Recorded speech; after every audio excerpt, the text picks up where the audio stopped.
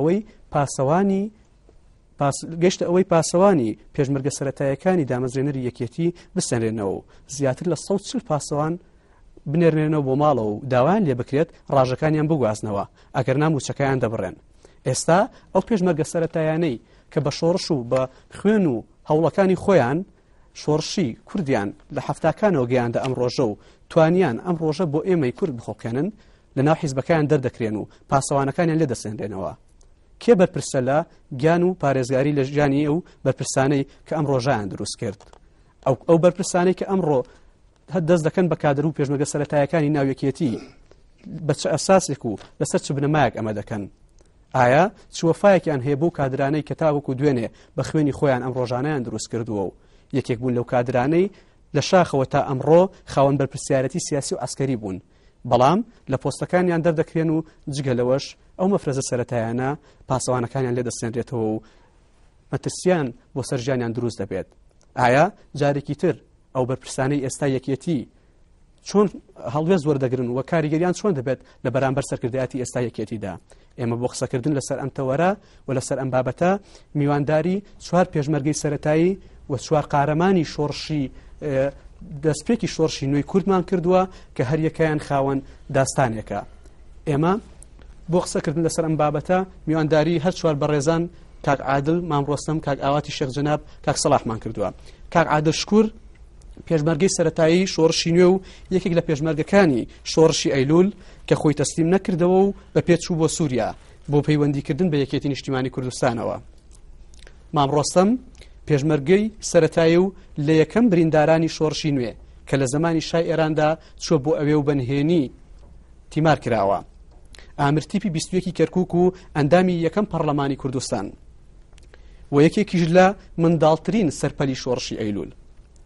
کاک ئاواتی شێخ جەناب کە ئەمڕۆ ئامادەیە لە بەرنامەکەماندا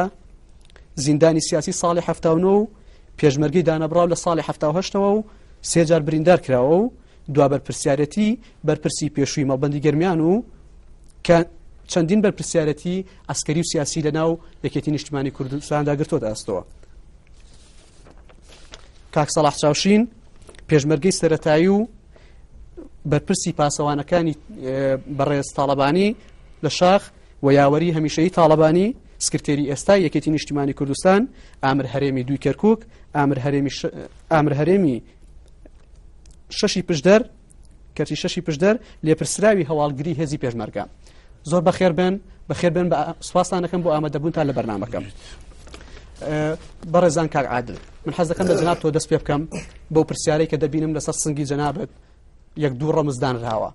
من نەویست بەمە دەست پێ بکەم، حەزم کرد لە زمانی جەنابتانەوە ئەو ڕەمزە بناسێنم و بزانم ئەوە چییە کە بەسەر سنگی تۆ دەنەخشێت. بەڵێ زۆر سوپاسەکەم. دیارە ئەو ڕەمزانەی کەسە بە سنگمانەوەیە، دیارە کە لەوانە کە ئەمانە یەکێکی هین مەدالیای ئەوەی شۆڕشی 1976 کە بەردەوام بووینە. ئەو مەدالیای زێرینی ئەو بووە کە ئێمە یەکێک بوونە لەو خەڵکانە کە لە مەفرە سەرەتاییەکانی شۆڕشەوە کە لە 1976 بەردەوام بووینە و تا ئیساکە ئەمە هینی ئەوەیە پاداشتێکەوەی وەکو ئەوەی کە ئێمە خەڵکێکی تێکۆشەر و خەڵکێکی دروستکەری مەفرە سەرەتاییەکانی شۆڕشێکی نیشتیمانی کوردستان بووینە. دوو هەمیانش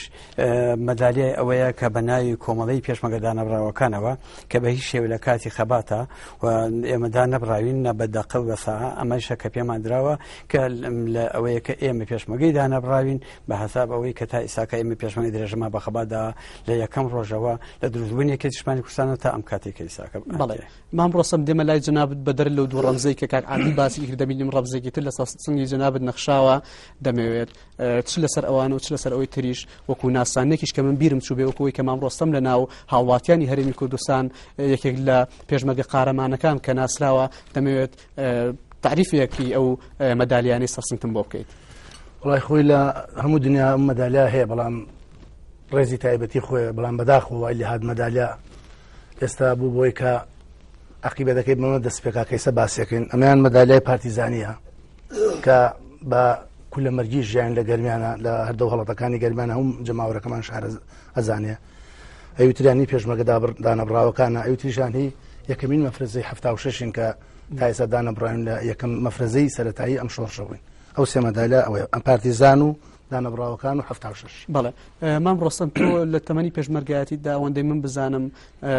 6 جار بریندار کراوێت ئەوە چۆنە؟ لە شۆڕشی ئێلول جارێک برینار بووم بە خەستیلتایی لە سەرم نردیان بۆ ئێران لە ساڵی 69 لە شۆڕشی نوێی گەلەکەشمانە لە یەکێتی نیشتمانی 5 جار برینار مواتەل بە هەر دوو شۆڕشەوە 6 جار برینار بووم و منداڵترین سەرپەلی شۆڕشی ئێلولیش بووم. بەڵێ کاک ئاواتی شێخ جەناب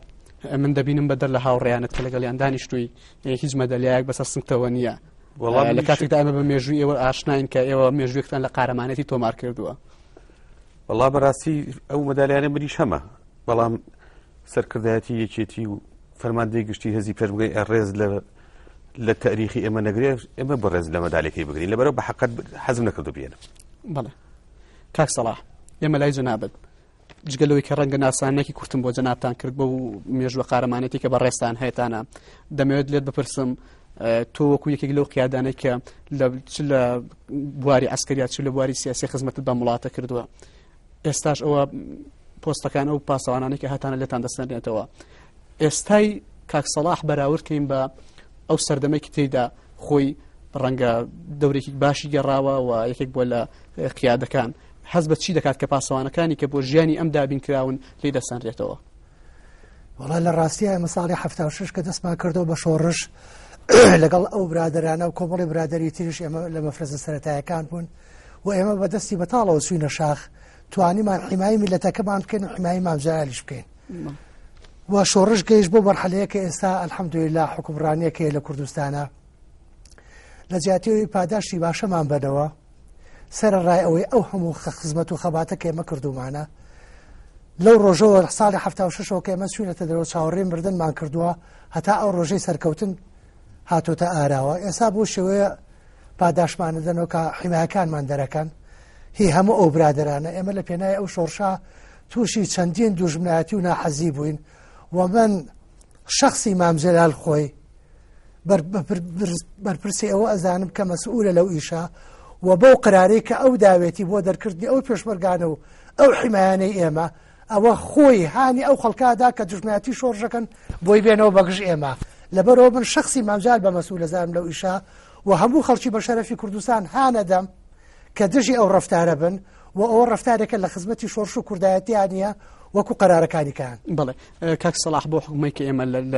لە ڕێگەی قسەکانی جەنابتەوە دەگەینە ئەو قەناعەتێک کە تۆ بۆ ڕۆژێک پاسەوانی تاڵەبانی چیاوەری تاڵەبانیت کردووە و لە شاخ و بەردەوام پارێزەری گیانی ئەو بوویت ئێستا بەرچاوی بەڕێز تاڵەبانیەوە تۆ دەردەکرێت و پاسەوانەکانتان لێ دەسەنرێتەوە و ژیانی ئەوە دەکەوێتە مەترسیەوە ئێستا ئەحساسی کاک سەڵاح چۆنە لە ناو هاونیشتمانانی خۆیدا نەک لە سەردەمی بەعەزدا ئەم کارەی بەرامبەر دەکرێت؟ وەڵڵاهی جا من لە خەڵکە پرسم ئێمەیە کە هەموو حیاتی خۆمان لە پێناوی یەکێتی نیشتیمانی کوردستان و شۆڕش و خزمەتکردنی خەڵکان سەرف کرد و ئێمەیە کە هەمیشە لە مردنەوە نزیکتر بوون وەکو لە ژیانەوە ئێمەیە کە نزیکترین کەس بوون بە خەڵکی وەکو مامجار و سەرکردەکانی شۆڕش و حیمایەمان کردو لە نەخۆشی و ناخۆشیان لەگەڵیان نابووین من بە شخصی چەندین جار مامجار چووێ بۆ تاران چووێ بۆ بەغا من خۆم حیمایی بووم مرافقی بووم و لە شاخیش لە ڕۆژە سەختەکانی قەندیلیشا من مەسئولی حیمایەکانی بووم ئەجا ئەو بەرامبەر من وابکە ئەبێ ئەو میلەتە چ خۆشێکی بەوە نابچێ. بەڵێ کاگاوات ئەگەر بێمە لای جنابەت تۆ دەرکردنی ئەم پاسەوانە نادەرکردنی ئەو کادرانە مەبەستی ئەمە چییە مەبەستی ئەمە یەکێتی چییە ئایا ئەوەندە جیاوازی بیر بۆ چونەکان ئەوەندە گەیشتوتە ئەو قەناعەتێکی یەکێتی وەفای بۆ کادرەکانی خۆی بۆ پێشمەرگە سەرەتایانەی کە هەر چوارتەن ئێستا لەم بەرنامەی منە ئامادەن خاوەندەیان داستانن بتوانێت دەریان بکات و موچەکانیان ببڕێت خۆی بەداخۆ ینی ئەو ڕەفیقانەی ئێمە ئەو سلوکەی کە جاران ئێمە ئەمان ناسین و ڕەفیقی تێکۆشانی ئێمە بوون ئێستا بەکردەوە یعنی بەداخەوەڵێم تەسەڕوفاتیان ئەو تەسەڕوفەنێک کە کاتی خۆی ئێمە لە شاقەمان بینین لە شاخ ئەو وەختە داکۆچیان لە حەق و حقوقی میلەت دەکرد ئێستا لێ زەوت دەکەن ئەو دیفاعیان لە سەرەت و سامانی میلەت دەکرد ئێستا ئەوە بە بەرچاوی هەموو کوردەوە هەموو بودجێکی ئەم وڵاتەیەت و کەس نازانێت چی بەسەریە بەدەست ئەم برادرانە ئەوسا پارێزەری هەموو شتێکی میلەت بوون ئێستا بەعکسەوە هەڕەشەیان بڕین و هەڕەشەی ئاز و قەبڕین و ئەو هەڕەشانن لە میلەت دەکەن ئەمە ئەو نەتیجەی ئەو سلوکەی کە هەیە ئەو نەبوونی شەفافیەتە ئەو دیارنەمانی بودجەیە ئەو هەموو نەعەدالەتەی کە لە هەموو شتێکە هەیە لە معاشە لە شەهیدانە شەهیدمان هەیە معاشێکی کەمی هەیە هەیەکی کەمان هەیە واستەی هەیە شەهیدانەکەی زیایە